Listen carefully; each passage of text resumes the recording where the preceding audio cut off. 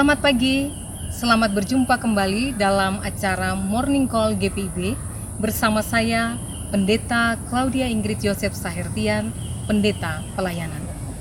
Bapak Ibu Saudara yang Tuhan Yesus kasihi, mengawali setiap aktivitas kita di sepanjang hari ini, mari kita mendengarkan firman Tuhan.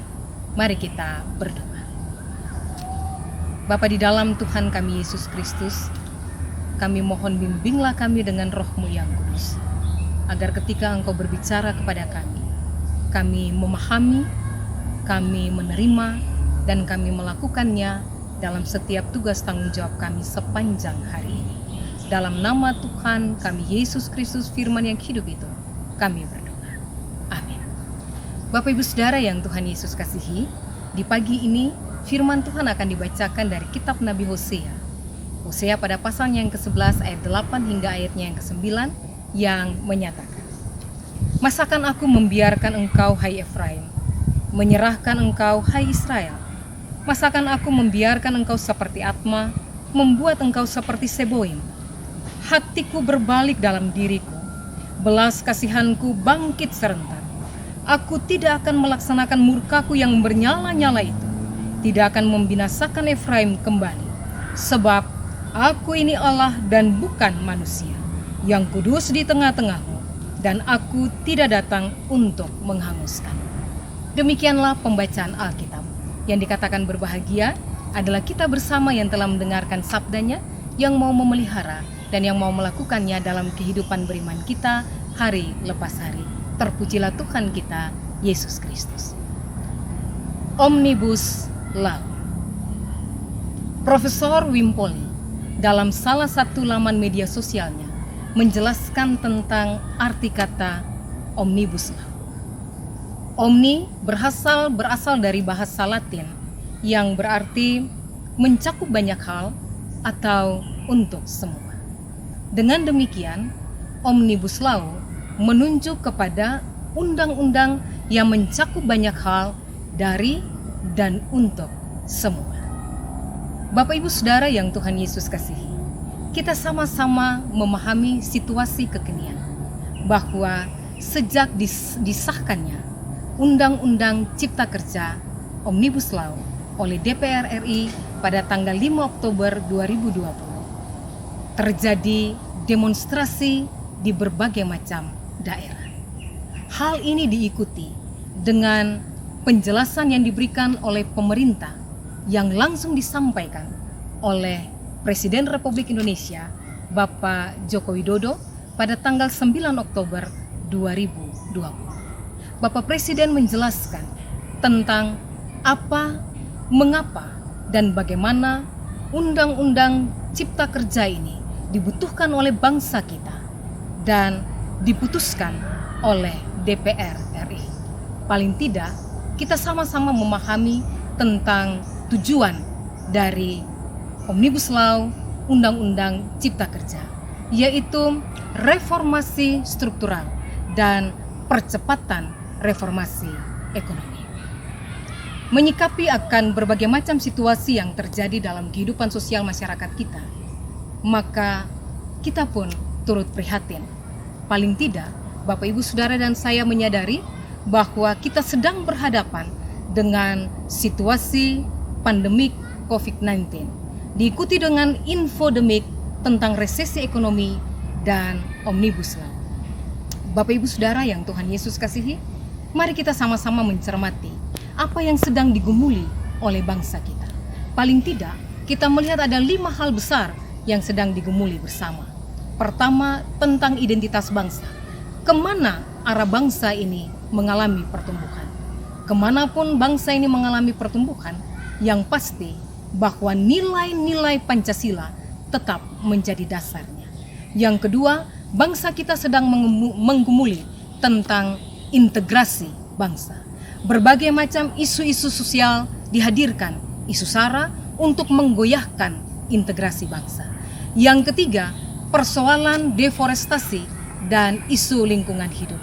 Yang keempat, Bapak Ibu Saudara yang Tuhan Yesus kasihi, bangsa kita pun menggumuli tentang kebangkitan ekonomi yang sangat menciptakan kesenjangan antara yang kaya dan yang miskin. Kemudian bangsa kita pun sedang menggumuli tentang peningkatan kualitas pendidikan dan kesehatan. Pertanyaan kritisnya adalah bagaimana aksi dan reaksi gereja terhadap persoalan-persoalan ini? Di mana gereja berdiri? Menyadari akan berbagai macam persoalan sosial yang terjadi di sekeliling kita, maka Bapak, Ibu, dan saya sungguh paham apa yang sedang kita gumuli secara pribadi, apa yang sedang digumuli sebagai keluarga dan persekutuan dalam pelayanan adalah sebagian kecil dari apa yang digumuli oleh bangsa ini. Saudara-saudaraku yang Tuhan Yesus kasihi, persoalan-persoalan sosial seperti yang diuraikan di atas tadi juga dialami dalam kehidupan bangsa Israel pada masa Perjanjian Lama. Hal ini dicatatkan oleh para nabi di dalam kitab nabi-nabi dan secara khusus di dalam kitab Nabi Hosea. Misalnya saja Bapak, Ibu, dan saya dapat membaca di dalam Hosea pada pasalnya yang keempat ayat 1 hingga ayatnya yang kedua, dan Hosea pada pasalnya yang ketujuh ayat 3 hingga ayatnya yang ke-16 yang berbicara tentang dosa pribadi, dosa keluarga, dosa komunal, dosa keagamaan, dan dosa kenegaraan.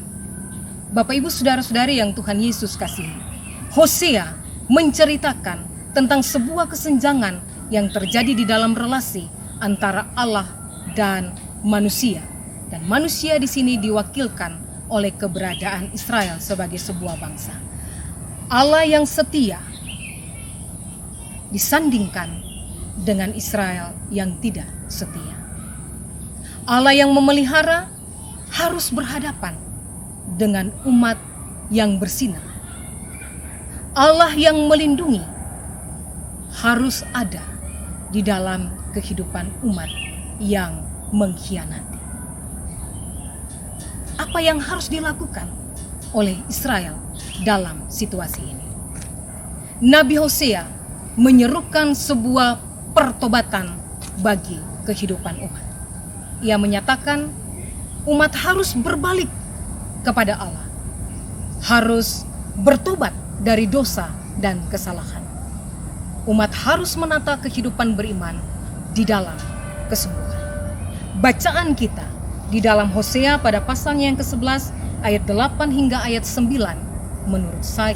menurut saya adalah sebuah proklamasi tentang kasih setia Allah yang kekal. Dan itu dinyatakan dalam ayat 8b dan ayat 9b. Hatiku berbalik dalam diriku, belas kasihanku bangkit serentak. Sebab aku ini Allah dan bukan manusia, yang kudus di tengah-tengahmu, dan aku tidak datang untuk menghanguskan. Bapak, Ibu, Saudara yang Tuhan Yesus kasihi, mengapa Allah memproklamasikan kasih setianya yang kekal?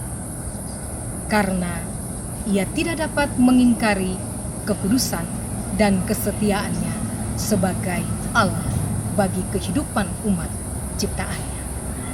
Lalu, apa yang harus dilakukan oleh umat? Nabi Hosea mengajak umat untuk melakukan pembaharuan spiritualitas BBM. Dan pembaharuan spiritualitas BBM menjadi pesan firman Tuhan bagi kita bersama di pagi ini.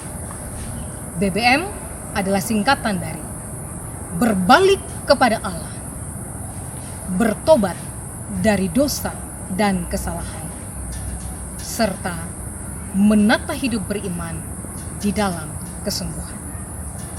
Bapak, Ibu, Saudara yang Tuhan Yesus kasihi, apapun pergumulan yang kita alami pada hari ini, apapun harapan-harapan dan tanggung jawab pekerjaan kita, ingatlah, Allah telah memproklamasikan kasih setianya kepada saudara dan saya, dan Ia menggenapkannya.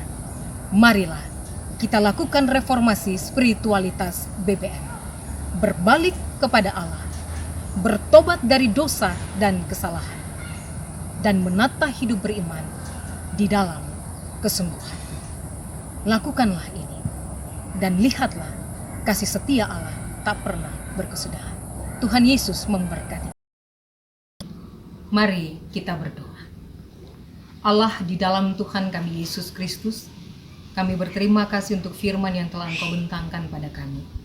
Tolonglah kami dalam bimbingan Roh-Mu yang kudus untuk memahami dan sungguh-sungguh beriman, serta menerapkannya dalam aktivitas kami sepanjang hari ini.